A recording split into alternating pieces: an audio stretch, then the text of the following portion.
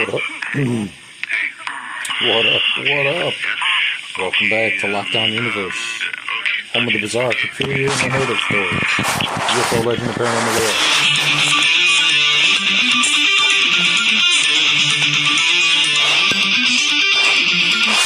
We're back. Welcome back. Happy to be back. Hopefully you guys are doing well and take care of yourselves.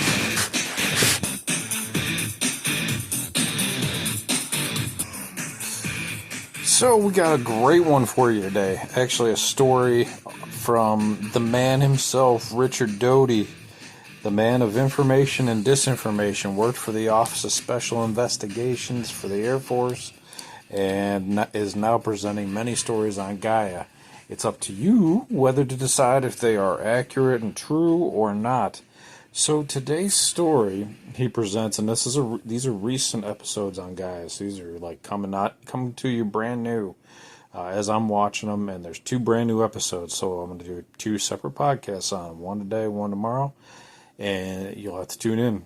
So this is really interesting because this is the first I've heard of this. So the government in the 1970s decided they wanted to work on Project Minot, which is basically a time travel device that allows them to not only travel in time on Earth, but to go outside of Earth and to go to other areas in the galaxy or in the universe and time travel out there too, which is crazy, right? So what it used, and I'll get into this in just a second, is they used portals naturally occurring, according to Doty, what he believes is naturally occurring, portals that you use certain directions in space to get to, kind of like following a map, a star map, to get to these portals. Kind of like entering a highway on the on-ramp, right?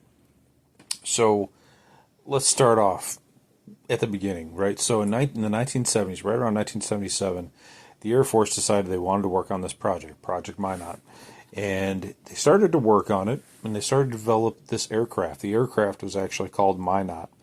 And then they went off on certain select missions that had names attached to them as well.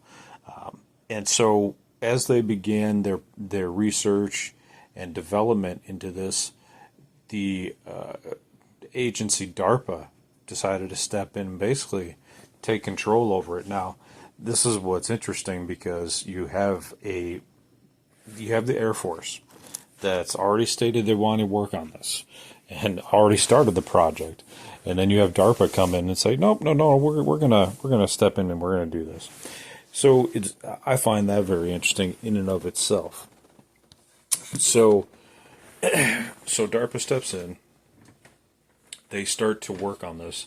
They already have and have had J-Rod, the alien, helping them to develop certain materials to use on their aircraft.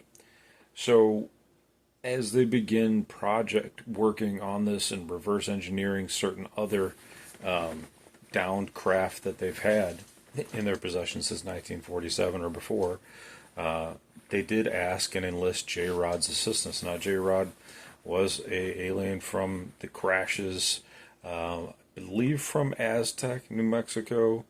Obviously it was a Roswell crash, but I believe he was from Aztec. And he agreed to help the government. Now, as they began to develop this project, J-Rod's biggest contribution was to give them the capability to do this.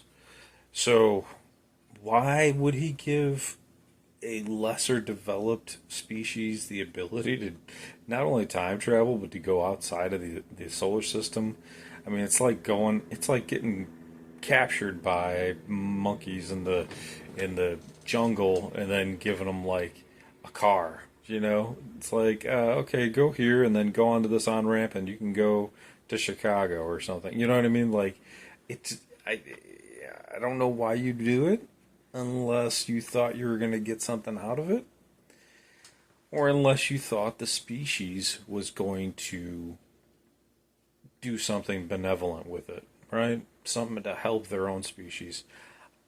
It seems to me like, and this is the kind of consensus from a lot of people, is that in order for a civilization to obtain the transportation required to exit their solar system, they have to achieve a certain level of spirituality and civilization cohesion, right, amongst their planet, so that they can come to an awareness to develop this kind of technology. It's just a baked in mode of operations for nature, right? It's just the way nature made things, right? It's just like just like us stepping out of the primordial ooze. There's steps that you take to evolve, and then as you evolve, you develop certain other skills, and those skills can be used to further the advancement of your species.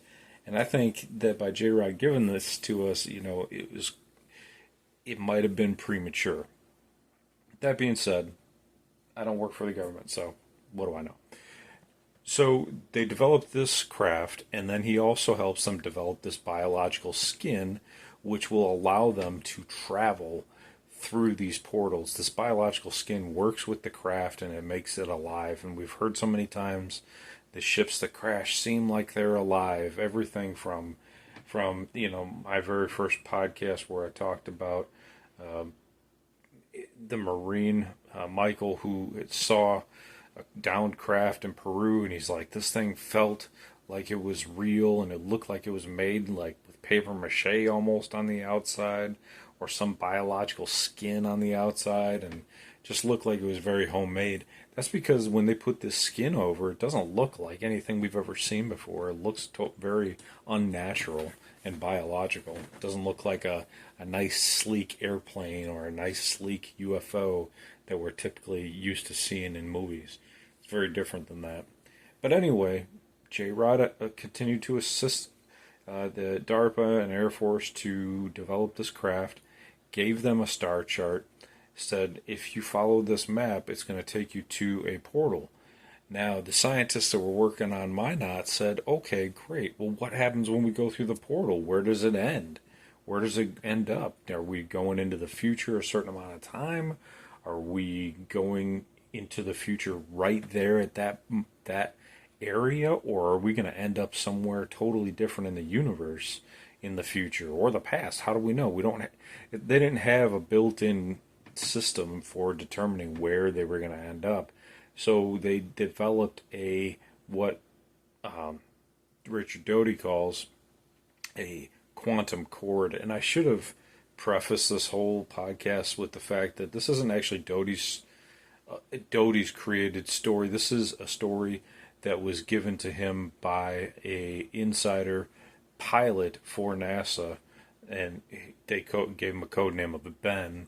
Ben didn't want to come in front of the camera, but he gave the story to Doty to transfer over to the people in Gaia and give the story through an episode on Gaia, because he wanted the story to get out. Okay, so that's the story as we know it. So it's not done yet. It's not done yet. I just wanted to give you guys, the origin of where it came from. So they start to go and start to work on this quantum cord that's basically going to be their tether cord back to this time period and this location. So they asked Doty, the interviewer asked him, he's like, well, how does that work? How does that bring them back? And Doty was like, well, even I don't know, because I didn't ask Ben, the details on that, and he said he didn't even think Ben knew, because, again, Ben was a pilot. It wasn't necessarily a scientist knowing how all of these components work. You got to remember, astronauts don't know everything about the shuttles that they go up on. Yeah, they know a lot, but they don't know everything, and especially when they're working on a secret, brand new craft, they're not going to know everything about everything. Or maybe that was classified.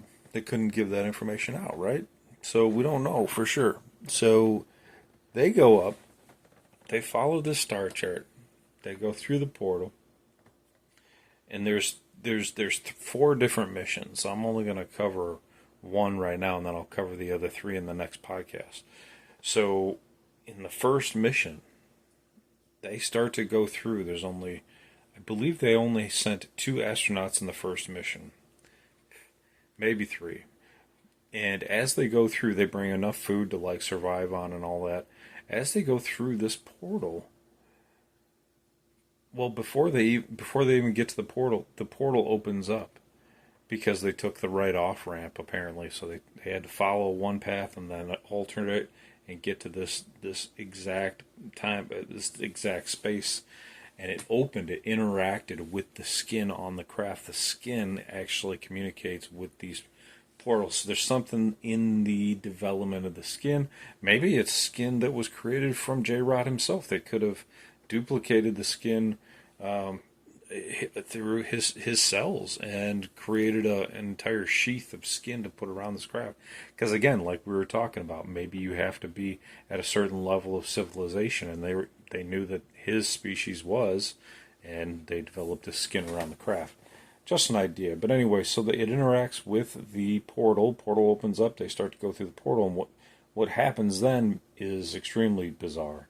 So as they start to go through the portal, the astronauts reported back that they started to pixelate. Everything started to pixelate. Their bodies pixelated. The aircraft pixelated. The food pixelated. It changed everything around them, and kind of like when electromagnetism comes around, video cameras, like back in the old days, it would like short out the video and make it look all weird and crazy. That's kind of like along the same lines of what happened. And as that happened, they were warned that strange things might occur, but to just hold on. And it seemed as though at that point the craft sped up. And it seemed as though it sped up to the astronauts, and then it slowed down and stopped. And they looked around, and they don't see Earth. They could see Earth before they left, but they couldn't see it when they got to this new space and time. And they looked around, and they were trying to look at the star charts, because they had star charts back then, even in the 70s. Looking around, they're like, where the hell are we? I don't see Earth, I don't see a sun, which is a star, I don't see a star. They see far stars, but they don't see like a big star like the sun. They don't see planets. All they can see is stars, in the distance. And based on that, they were able to determine that they were in the constellation Taurus, and that they had actually gone 4,000 years into the future. 4,000. I'm sorry. Not 4,000. 40,000. They'd gone 40,000. 40,000. Because the other story is 4,000 years into the future, when they actually end up going to Earth 4,000 years in the future. So in this first random shake of the dice, they ended up 40,000 years in the future, attached to their quantum cord, which somehow, some way, would allow them to come back. But they were looking around. They're like, okay, based on our calculations, based on the stars' movements, based on all this, we are 40,000 years in the future. And they had all these different calculations and calibrations and scientific instruments to try to tell them and figure out exactly where they were. So that's what they brought back. They were like, okay, well, we can't make it anywhere else in this galaxy, so we're going to go back home. They go back home, they do their report, they talk about it, they try to dial in the best case scenario next time, and they try to adjust their measurements and their equations. And in the next episode, we're going to go to 4,000 years into the future, and they actually end up on Earth, meeting Earthlings. And what has happened to Earth will shock you. So, I'll leave you at that. I hope you enjoyed the podcast, and the next one is going to be so much better because we're going to talk about what happened, and they actually end up also going 80,000 years into the future too. So we'll talk about that. So stay tuned. I hope you guys are doing well, taking care of yourselves physically, spiritually, emotionally, following through on your hobbies and your goals and your dreams, and as always, continue to question the universe around you. I love you guys. Hope you're doing well. I think this is a fascinating subject. I'm glad they're talking about it. I'm glad that this information is getting out. It's up to us to decide and discern whether or not we think it's real, and that's okay because sometimes information is accurate and sometimes it is disinformation, and we have to decide maybe what we're capable of and what we're not. But we have heard of the Philadelphia experiment where they've done teleportation with an entire, destroyer, naval vessel, and they messed that up too, right? Where the bodies were ending up halfway in the hall and half out, and people were dying all over the place. So we'll talk about Project Minot's mess ups and all the future successes in the next episode. All right, guys, stay tuned, take care, and locked in universe out. Peace.